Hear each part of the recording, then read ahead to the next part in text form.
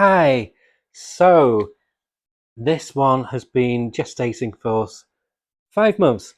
I thought I'd just wait for a bit because I do like sometimes I mention them and just show you what it's like in theory if there's like a new story. I'm giving a 5 month review of the stories of Just Read magazine. Um, this is from when this carries on from after there was that big crossover with 2000 AD where they gave like multiverse versions of different all these different worlds colliding with each other.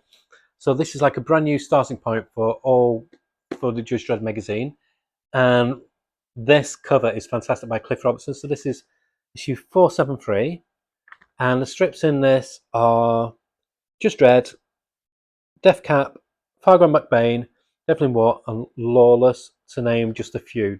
There's a lot in this, a lot of content. It's £6.99, but you get 124 plus pages.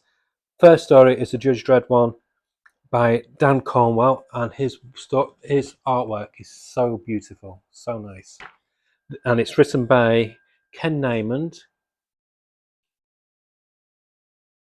This is wonderful. This has taken a complete piss take of Sylvester Stallone and the Just Dread on Dread magazine film what he did, because obviously it's the anniversary, and so they fight all these clones of this alternate Earth where their Judge Dredd is Sylvester Stallone, and of course there's all other clones and it's all different iterations. So you got Cobra, Rocky,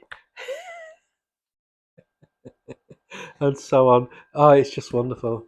So this was a really one thing I love about Judge Dredd. You can go from out and out horror to corruption. It's almost like a futuristic western, and then to a brilliant piss take pastiche like this is. This had me laughing so much. I absolutely adored it.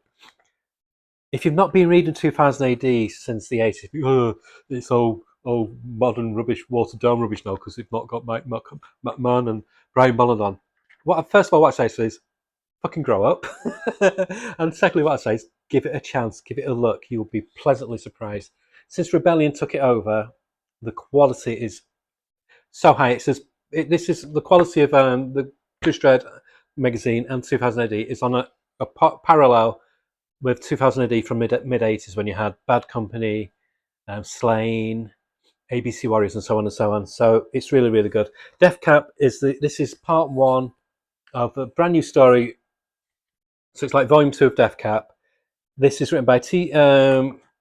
Eglinton, artwork by Boo Cook. The artwork is so beautiful.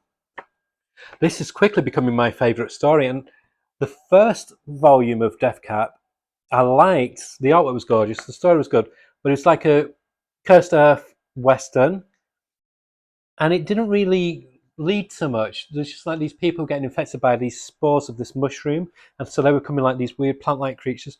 But then it finished on the last issue where the main character, this female judge, she got infected with it as well, but it didn't really show the devastation. But oh boy, it shows in this one. This is extreme body horror. This makes the substance look like a child's TV show. She becomes this like sludge monster. This is extreme, extreme, extreme. But so she's fighting with the grotesqueness of her body, and she's literally become this walking monster. She's got this gigantic strength with all this mutation, while still trying to grasp hold of her remaining bit of identity. It's just wonderful. The artwork by Boo Cook. This has made me. I've always admired him, but I've never really gushed over his work much. But this is just jaw-droppingly gorgeous. This is just a fantastic, fantastic story. This is the one thing that DC 2000 AD do better than any other comic company. They don't care if their heroes basically go through the ring and become monstrosities. They don't care. They don't believe in that trope of having a classically good-looking character. I mean, for goodness sake, the main character, Judge Dredd, he's horrible. He's a horrible person, and this is why a lot of the stories have so much more substance to them than a lot of American comics, because they are true essence anti-heroes. That everything you don't expect to see in the main character, and this is the prime example of it. Oh, it's a wonderful, wonderful story. Um, I'm, and it just develops more and more in each issue, in each subsequent issue. I'll show you because I don't want to just keep on reviewing each episode as it goes on. And it just shows her conflict of just trying to basically find herself again as she's lost in this monstrous form, what she's not used to. But like, look at that artwork; it's just gorgeous, and it carries on like that in each issue and each issue, and it just gets stronger and stronger. And then the next, and of course, there's some really good articles in these issue each issue, focusing on different artists and different historical moments in comics. But then you have Fargo McBain. This is set in 1977. It's written by Ken Nyman, who's a really good Judge Dredd writer, and art is by an artist I've never heard of before, Anna Redmond, but she's got this really good grindhouse kind of flavour to it. And there's nothing science fiction about it. It's set in 1977. It is basically just like Magnum Force come out in comic form because McBain is One-Eyed Jack McBain, who was in Valiant and I think in Action. And I think it was in Valiant. It was a John Wagner creation. And he's basically like an extreme Dirty Harry. He he basically beat people up and then asked questions afterwards. So he's now been framed for something and he's basically on the run. And Fargo's this police detective who used to be his partner, and she's now relocated to the sticks in somewhere called in Jacksville. And Fargo, it's like the great, great, great, great, great, great, great, great, great, great, great, great, great, great, etc., etc., etc., distant grandma or whatever of well, she's Fargo, so she's the distant relative of Judge Dredd and Rico and Fargo's lineage. She's like she's ground zero, and so that's how I just love how they've managed to link an old classic character like One-Eyed Jack with the Judge Dredd universe, and it. But like I said, this is just a really good, gritty. You could picture Quentin Tarantino having a mini orgasm reading this. It's just a gritty, grindhousey kind of 1970s cop show. So she's basically she goes back to New York to help One-Eye Jack. He's basically said you're the only one I can trust, and it goes into his background, how he was in the Vietnam War. It goes into her dad's background. There's so many. Each progressive issue gets so much character development for each of the characters, and Fargo is such a cool character. And of course, what can I say? You know, I like this character already, but we've got Devlin Moore with a new story. Elscott is the writer, of course, who's amazing. And PJ Holden's taken over the artwork. I love PJ Holden. He's got such an energy to his art style. This is debauched. this is everything you want a Devlin Moore story to be. It pushes the envelope as far as you can go. He's a blatantly out there gay vampire slash exorcist slash Lothario. It's just wonderful. And so if you're homophobic, don't read this comic. This will just get your prejudices raised to the tilt. And if you're homophobic, I don't want you watching my channel anyway. But it's just wonderful. And this can't show you those 2 pages. Like I said, gay. Show you that one. That's really nice. But the storyline develops wonderfully. So the first episode is basically just like not talking us, but more like talking bodies doing things. But it basically cements this that he's in this polyamorous relationship with these 3 other guys, and it just basically says how he's got a problem with connecting with telling people how he really feels. And so one of his lovers goes off and does this mysterious thing, and he loses his finger. And they're all like, okay, he's missing a finger. What turns out is he's done this blood sacrifice and taking these drugs and get someone to take these drugs so that they can have this enhanced experience. But what happens is his 3 lovers merge into one another. They sort of become like this chifilu, chifilu, chifilu, chifilu, a Lovecraftian kind of creature. But half the time, I mean, it's just out there. Most of all weird, but half the time, Definitely Well doesn't know if it's actually real or if he's just tripping his balls off. So the next episode is just him having flashbacks, having not knowing if what's reality, what's a flashback, what's you know, are his lovers really this creature now? And it carries on and carries on until he ends up with a spike through his chest because he falls into this ditch, and he gets rescued by this really weird woman and her friends or relatives or whatever they are, which is this woman here. And the dialogue in this one, it's wonderful.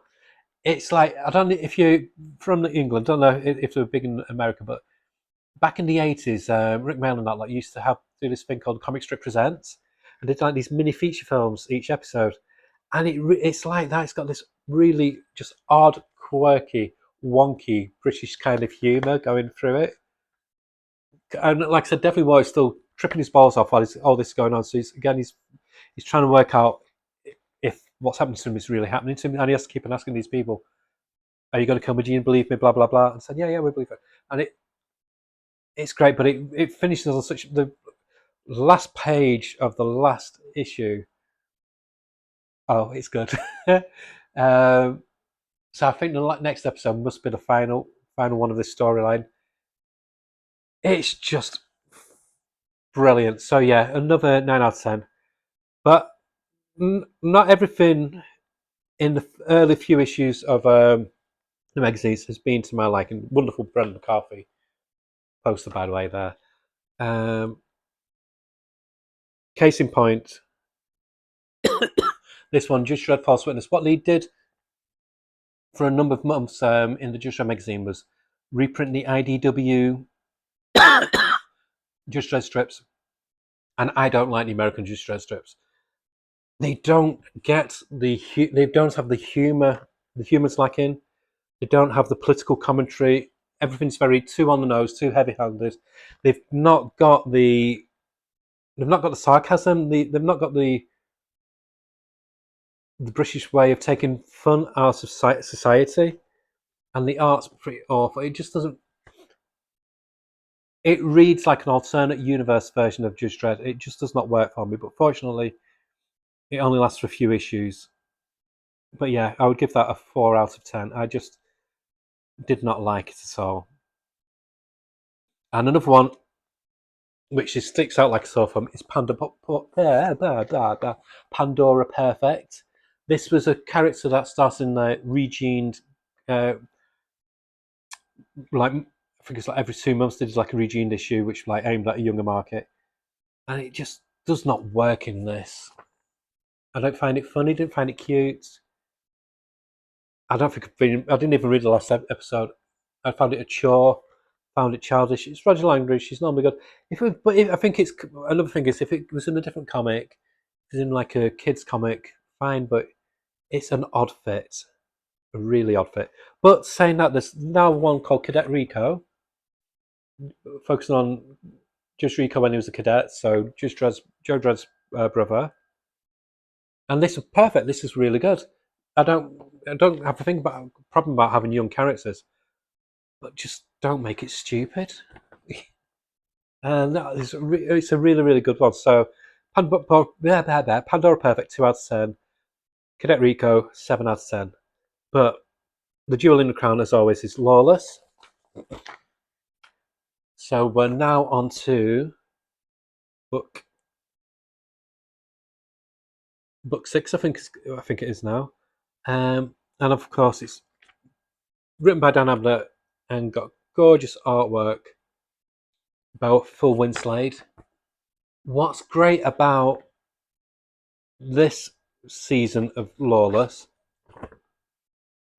is that where the other ones have been like these long story arcs, each issue is just like a vignette focused on a different member of the town of Lawless.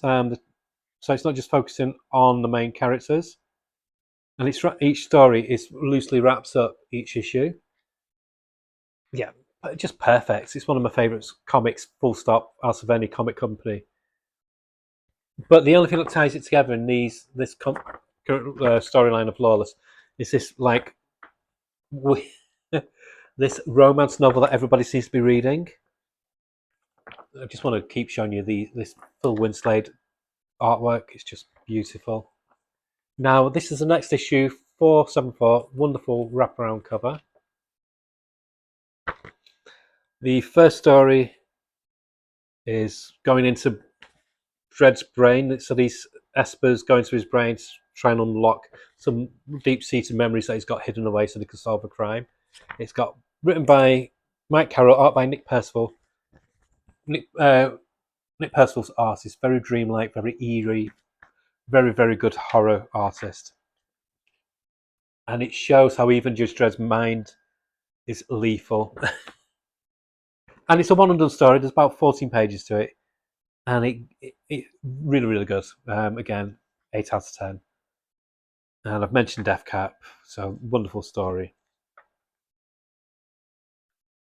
And Cable, Fargo McBain, Carry On.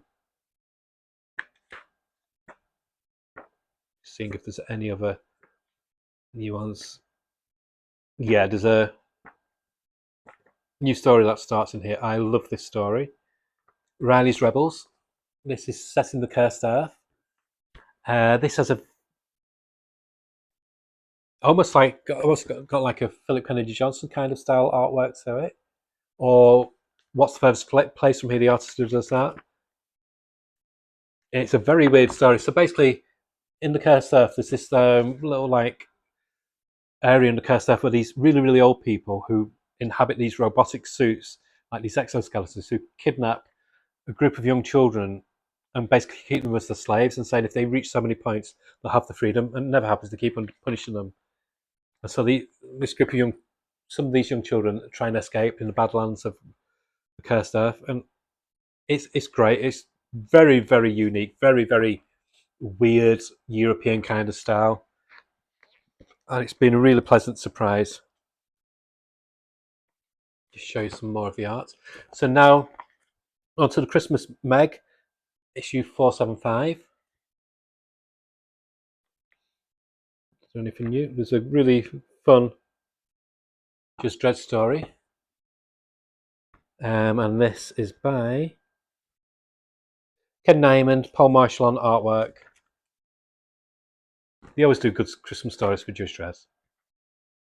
So basically, like their version of Krampus comes to town, beheads loads of people, but not Just Dread because he's a good little boy.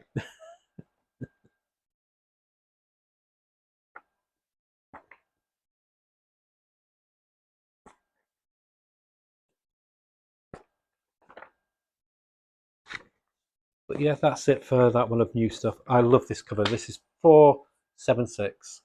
Wonderful, wonderful Devlin Moore cover by Mike Dory. Not Mike Dory. Mike Dowling. So there's a new Just Dread strip in here.